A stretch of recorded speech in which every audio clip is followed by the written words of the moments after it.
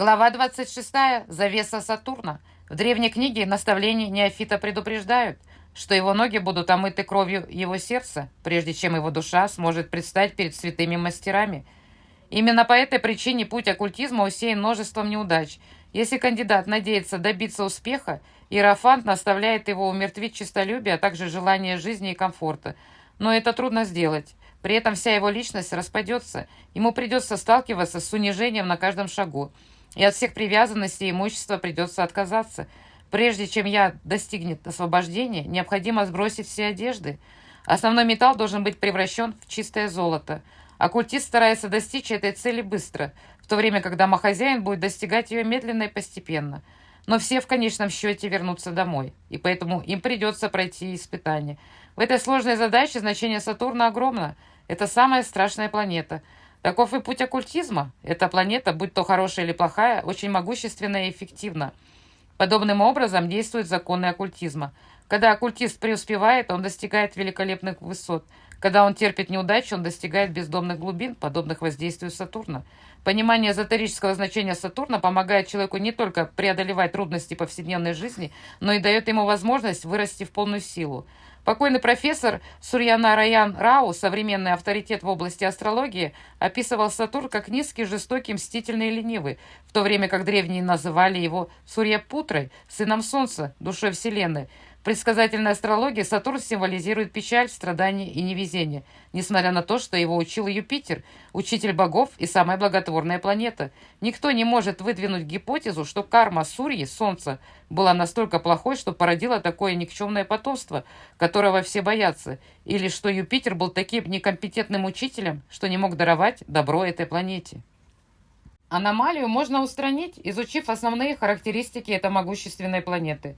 Один адепт однажды заявил, что лучший способ проверить ученика – предоставить обителям порога полную свободу действий с целью выявить всю его внутреннюю природу, те уголки, которые оставались бы во тьме, если бы не возможность, представленная испытанием. Астрологи прекрасно знают о бедствиях, вызванных влиянием Сатурна, и о том, как он вытягивает внутреннюю силу человека, чтобы отработать свою прошлую карму. Хорошо известно, что человек под воздействием этой планеты поднимается на большую высоту, а затем остается висеть в воздухе, как будто лестница оторвана от его ног. Это очень похоже на испытание, о котором говорил адепт. Если такова функция Сатурна, то по сути он является величайшим благодетелем человечества. Сатурн помогает соответствующему человеку приблизиться к цели его жизни. Самая уникальная особенность физического Сатурна – это серия из 3 плоских и концентрических колец, каждая из которых почти параллельна в той же плоскости, что и его экватор. Когда Галилей в 1610 году рассматривал кольца Сатурна с помощью своего примитивного телескопа, он не смог расшифровать кольца и почувствовал, что у планеты есть небольшие спутники с каждой стороны.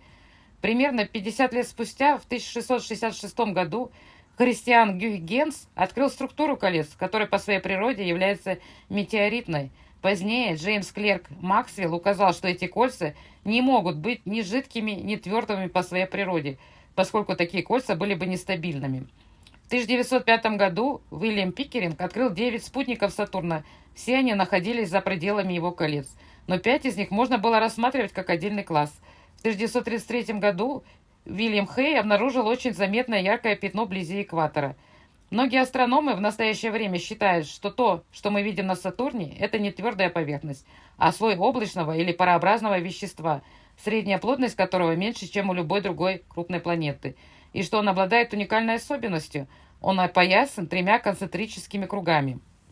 В предсказательной астрологии Сатурну приписывается высокое телосложение с глазами красновато-коричневого цвета, крупными зубами, жесткими волосами и конечностями.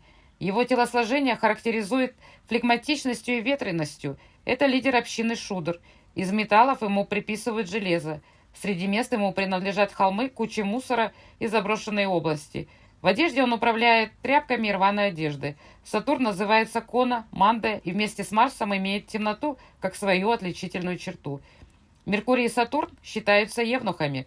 Сатурн владеет Козерогом и Водолеем, оба водные по своей природе. Он возвышается в весах равновесия и падает в Овне, доме огненного Марса. Дружелюбный с Венерой, планетой творчества, и с Меркурием, быстроногим посланником небес и активатором ума, Сатурн равнодушен к Юпитеру, учителю девов и противостоит Солнцу, Марсу и Луне.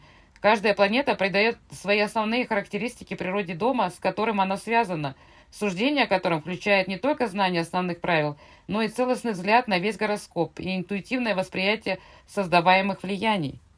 При оценке первого дома необходимо проявлять большую осторожность.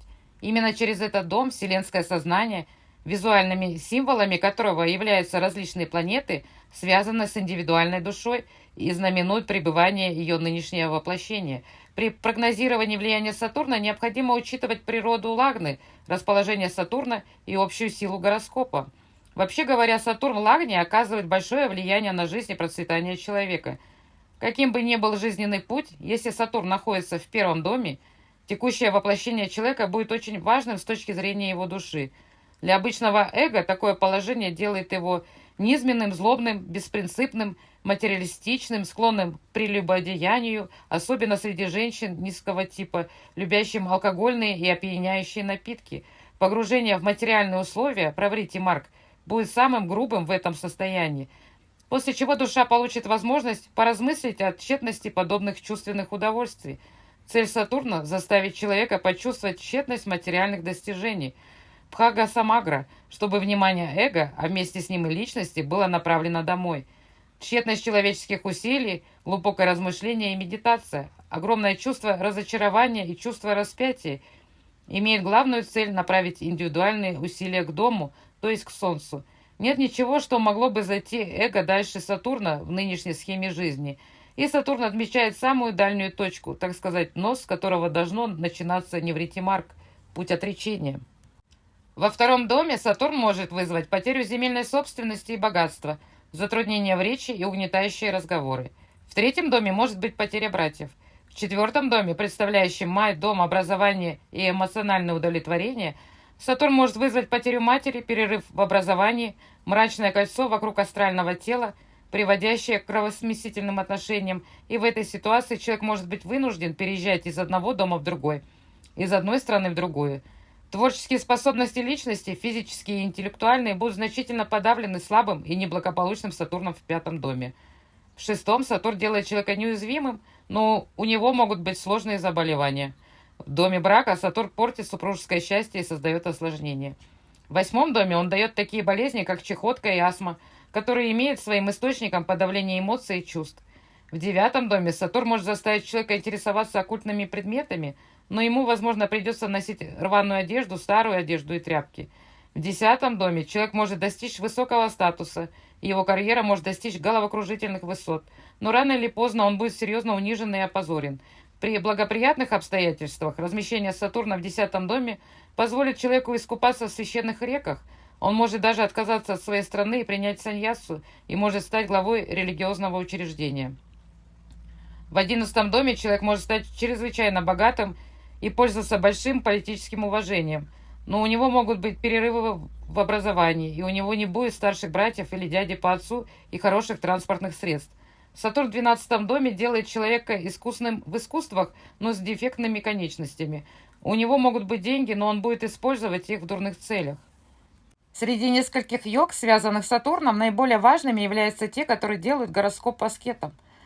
Варахамихира утверждает, что если владыка знака, занимаемого Луной, не имеющий аспектов других планет на себе, аспектирует Сатурн, или если Сатурн аспектирует владыку знака, занимаемого Луной, лишенной силы, человек, рожденный таким образом, становится аскетом. Когда Луна занимает дрекану Сатурна или аспектирована этой планеты, йога ведет к отречению от мира. То же самое происходит, когда Луна, занимающая Навамшу Сатурна или Марса, аспектирована Сатурном. В этой йоге можно отметить, что поражение Луны, планеты эмоций и психического опыта Сатурном влияет на человека, заставляя его занять отрешенное и отреченное отношение к мирским вещам.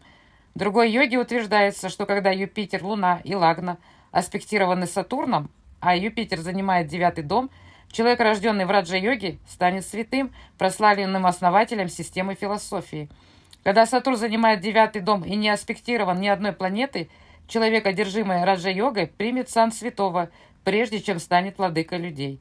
В этой йоге можно увидеть взаимосвязь между Сатурном и 9-м домом, которая позволит человеку быть жизненно заряженным духовной силой, но с уникальным характером. Обычно под влиянием Сатурна человек не следует никакой установленной дисциплине или священному порядку. Он выдвигает свои собственные, отказываясь от всего уже установленного.